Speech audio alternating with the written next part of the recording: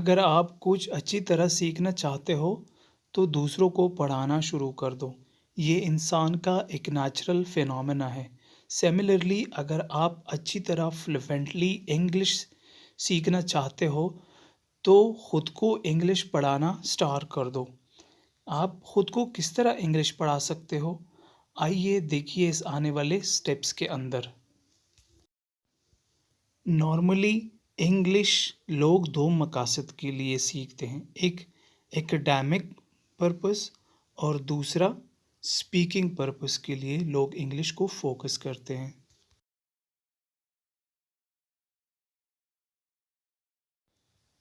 کسی بھی لینگویج کو سیکھنے کے لیے یا اس کے ماحول میں جانا ضروری ہوتا ہے اور یا خود کے لیے وہی ماحول بنانا پڑتا ہے۔ سیملرلی انگلش کے لیے بھی یا تو ہم انگلش کے انوائرمنٹ میں جائیں گے یا خود ہی اپنے لیے ایک ہائپوتھیٹیکل انوائرمنٹ بنانا ہوگا۔ کسی بھی چیز کو حاصل کرنے کے لیے اصول کا ہونا بہت زیادہ لازمی ہے۔ اصول کے بغیر اس چیز کا حصول ناممکن ہوتا ہے۔ اسی طرح ایک ہائپوتھیٹیکل انوائرمنٹ بنانے کے لیے بہت سارے قوانین اور ضوابط کا ہونا بہت زیادہ لازمی ہوتا ہے۔ انگلش سیکھنے کے لیے ایک ہائپوتھیٹیکل انوائرمنٹ میں بہت سارے رولز کا ہونا زیادہ لازمی ہے۔ انسان کے 5 سینسز ہیں جو انسان کے دماغ کو انپٹ دیتی ہیں۔ اسی طرح کسی بھی زبان کو سیکھنے کے لیے کم از کم 4 سینسز کا استعمال بے انتہا ضروری ہے۔ زبان وہ ہے جو بولی جا سکے، زبان وہ ہے جو سنی جا سکے، زبان وہ ہے جو پڑھی جا سکے اور زبان وہ ہے جو لکھی جا سکے۔ اگر آپ یہ 4 سینسز استعمال کرتے ہیں تو آپ چاروں طرف سے ایک زبان کو، کسی بھی زبان کو، چاہے انگلش ہو چاہے جو بھی ہو، وہ آپ سیکھ سکتے ہیں، کیونکہ زبان کا صرف ایک ہی اینگل نہیں ہے۔ زبان کے 4 اینگلز ہیں: reading, listening, writing and speaking. English learning کا فرسٹ اینگل ریڈنگ ہے۔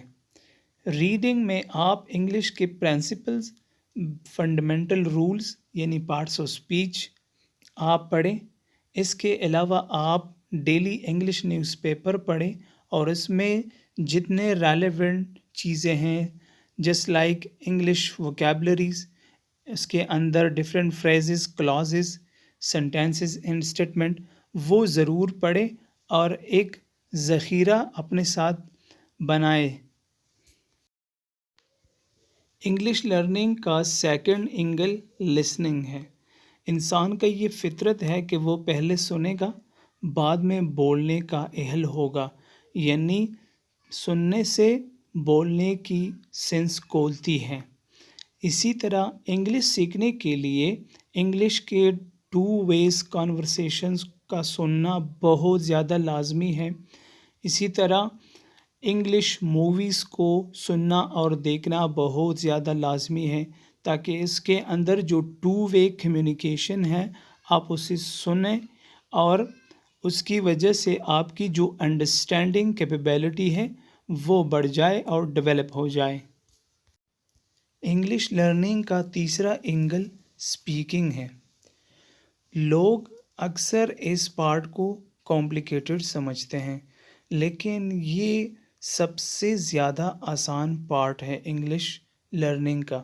وہ اسی لیے کہ اس سے پہلے جو 2 پارٹ تھے، ریڈنگ اینڈ لسننگ، وہ ان پٹ ہے۔ اگر آپ کی ریڈنگ اور لسننگ ٹھیک ہے تو ان کے بیس پہ آپ اچھی طرح بول سکو گے۔ ادروائز اگر وہ ٹھیک نہیں ہے تو آپ کی اسپیکنگ میں پرابلمس ہوں گی، لیکن یہ ڈپینڈنٹ ہے ان دونوں پر۔ اچھا، انگلش اسپیکنگ آپ کس طرح امپروو کر سکتے ہیں؟ Speak with friends and family. Try کر دے کہ اپنے فرینڈز اینڈ فیملی میں ایک کسی بندے کو آپ مینیج کر دیں۔ Make friends on social media, select a topic and speak to yourself, speak while caring grammar. یہ بات ضروری ہے کہ اپنے گرامر کا خیال رکھتے ہوئے اسپیکنگ کرنی ہے، کیونکہ ایکڈیمک پرپز کے لیے آپ نے انگلش کے فنڈامنٹلس کو مد نظر رکھتے ہوئے کسی بھی پارٹ کا، کسی بھی اینگل کا استعمال کرنا ہوگا۔ ایکڈیمک پرپز انگلش لرننگ کا last part but not the list writing ہے۔ اگر آپ کسی بھی ٹاپک کو لکھیں گے، بار بار لکھیں گے، تو اس سے وہ آپ کو صرف ذہن نشین نہیں ہوگا، بلکہ وہ آپ اس اہل ہوں گے کہ کبھی بھی کہیں بھی آپ اسے اپنے ہی الفاظ میں لکھنے کے قابل ہوں گے۔ لکھنے میں کیا ضروری ہے؟ ووکیبلریز بہت زیادہ ضروری ہے، شارٹ نوٹس لکھنا بہت زیادہ ضروری ہے، پرٹیکولرلی وہ تمام انگلش کے ٹاپکس جو آپ ریڈ کرتے ہیں، جو آپ سنتے ہیں، جو آپ اسپیکنگ میں استعمال کرتے ہیں، وہ سارے ٹاپکس کو لکھنی چاہیے۔ اگر آپ انگلش کو صرف اسپیکنگ پرپس کے لیے سیکھنا چاہتے ہیں تو اس کے لیے چاہیے کہ آپ انگلش کی کنورسیشنل 2 ویز کنورسیشنل ویڈیوز کو دیکھیے، یوٹیوب پہ یا جہاں پر بھی ہوں۔ اس کے ساتھ ساتھ آپ کو انگلش کے سب ٹائٹل والے موویز کو دیکھنی چاہیے کہ جہاں پر سب ٹائٹلز آن ہو یا اس کے سب ٹائٹلز ہو۔ اس کے علاوہ انگلش گرامر کو فوکس نہیں کرنی چاہیے، کیونکہ اس کے وجہ سے آپ کی فلوئنسی پر اثر پڑے گا اور آپ کی جو سپیڈ ہے وہ متاثر ہوگی۔ Similarly speak without caring in grammar rules. اس کے ساتھ ساتھ فوکس مور اینڈ مور ووکیبلریز۔ آپ کے پاس جتنا زیادہ ووکیبلری ہو، آپ اتنا زیادہ ہی بولنے کے اہل ہوں گے۔ And the last thing which is not the least, کہ think in English and speak in English. Never ever translate English into your mother tongue, into your native language.